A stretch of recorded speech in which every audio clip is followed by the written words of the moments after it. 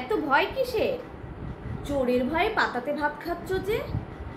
জানো তো, শকুনের কাজই তাই। শকুন কখনো কিন্তু কারো ভালো দেখতে পারে না। যেমন, থাক, নামটা পরে বলছি। যেটা বলছি, মৌ, তোমাকে, তুমি কি পাগল হয়ে গেছো? তুমি জানো না তোমাকে এই সময় খুব ঠান্ডা থাকতে হবে, কারো কোনো কথায় কান দেওয়া যাবে না। আর তোমার শত্রু, তারা তো চাইবেই তোমাকে উত্তেজিত করতে, যাতে তোমার ট্রিটমেন্টটা ভুল হয়, তুমি ঠিক মানসিকতায়, ঠান্ডা মানসিকতায় না থাকো, তোমার গর্ভে একটা সুন্দর ফুটফুটে বাচ্চা না আসুক, তুমি আগামী ভবিষ্যৎটা সুন্দরভাবে কাটাও। তোমার পিছনে যে চরম শত্রু আছে তুমি জানো না? তুমি জানো না? তাহলে তুমি জেনে, এত বড় একটা বুদ্ধিমতী মেয়ে, তুমি এত সুন্দর করে সংসারটা চালাচ্ছ, হুট করে আজকে তুমি কি করে বলতে বসে গেলে? কি করে বলতে বসে গেলে যে শাশুড়ি মা যদি যেতে না চায়, বা শাশুড়ি মাকে যদি নিয়ে যাওয়া নিয়ে যদি কোনো প্রবলেম হয়, আমি নিয়ে যাব না? কেন নিয়ে যাবে না? চোরের ভয়ে? শাকচুন্নির ভয়ে? শকুনির ভয়ে? ভুল করছো তুমি। আর ও ঠিক এটাই চাচ্ছে, ও কিন্তু ঠিক এটাই চাচ্ছে। তুমিও নিয়ে যাবে না, ওর কাছেও তোমার শাশুড়ি মা যাবে না, কারণ তোমার শাশুড়ি মা ওই শাকচুন্নি, ওই শকুনি, ওই ইয়েকে পছন্দই করে না। আর তুমি নিয়ে যাবে না। সে দেখছে এখন শাশুড়ি বউ মিলে বেশ ভালো রমরমিয়ে সংসার করছে, সে সেটা সহ্যই করতে পারছে না, কিছুতেই সেটা সে সহ্য করতে পারছে না। দেখছে আরে শাশুড়ি তো রান্না করে দিচ্ছে, সে পরিপাটি করে রাখছে, শাশুড়ি পুজো দিচ্ছে, শাশুড়ি ঘরের এই কাজ করছে, তাহলে তো এখন তো সে যাবে। তা সে তো দেখছে যে এখন আমার শাশুড়িকে নিয়ে গেলে এই বাচ্চাটা ঠাম্মাকে খুব ভালোভাবে পাবে।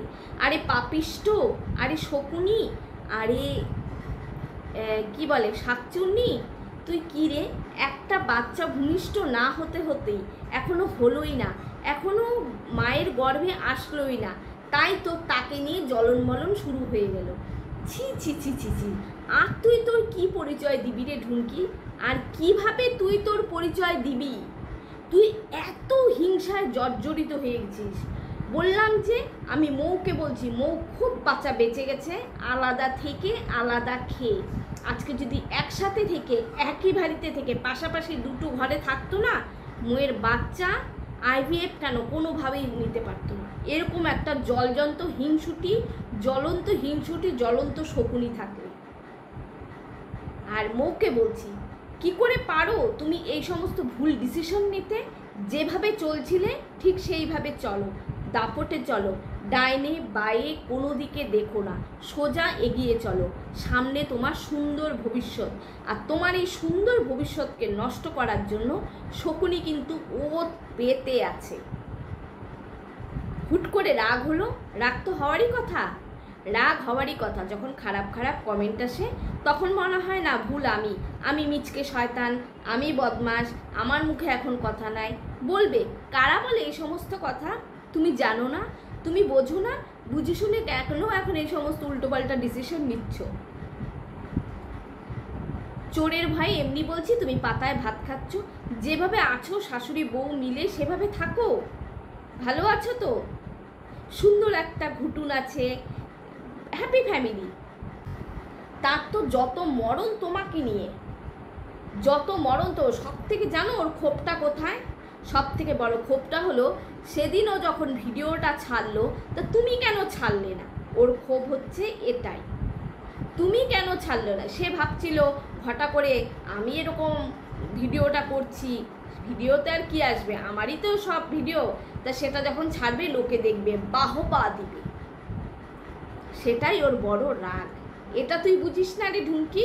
তুই মৌকে বেচে খাচ্ছিস, লজ্জা করে না? যাকে বেচে খাচ্ছিস, ঠাট বাট করছিস, তাকে নিয়েই তোর এত মরণ। তোকে নিয়ে পরে বলবো, তোকে নিয়ে না এখন আমার বলার বিন্দু মাত্র ইচ্ছে নেই। আমি বলছি মৌকে আর কল্লোল ভাইকে, ভুলভাল ডিসিশন নিও না তোমরা, তোমাদের দিন এগিয়ে আসছে। কে কি বললো কানে দিও না। পায়ের মাথার রক্ত পায়ে ফেলে অক্লান্ত পরিশ্রম করে তোমরা চলছো। কোন হিংসুটি বুড়ি, কোন শকুনি কি বলছে সেই রাগে তোমরা সেই মতো কাজ করছো।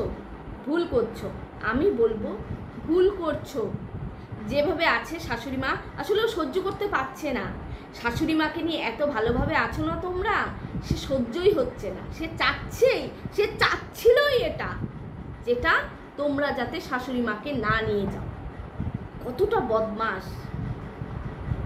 মেয়ের মাথার দিব্যি দিয়ে যে বলছে আমি আর ভিডিও করব না, সে অপরন্ত ভিডিও ফেলেই যাচ্ছে। সত্যি আমার কিছু বলার নেই, বলার ছিল ওটাই। আর আমার এটাই রাগ ছিল যে কেন এরা কেন বোকামো করছে।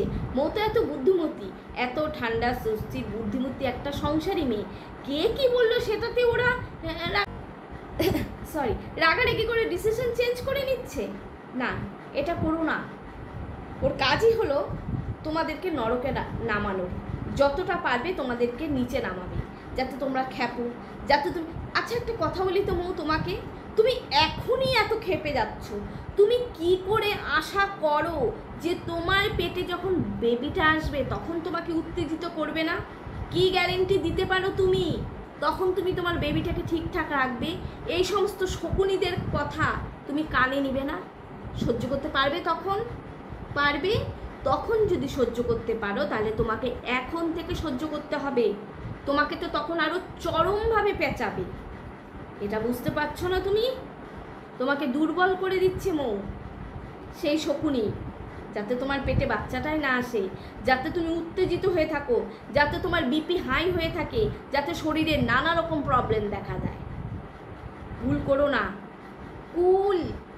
কুল মৌ, ঠান্ডা হয়ে যাও, এদের কথায় কান দিও না। সত্যের জয় হবে, তোমার জয় হবে। এগিয়ে চলো সামনে, শুধু বাচ্চাটার কথা ভেবে কোনো দিকে কান দিও না প্লিজ।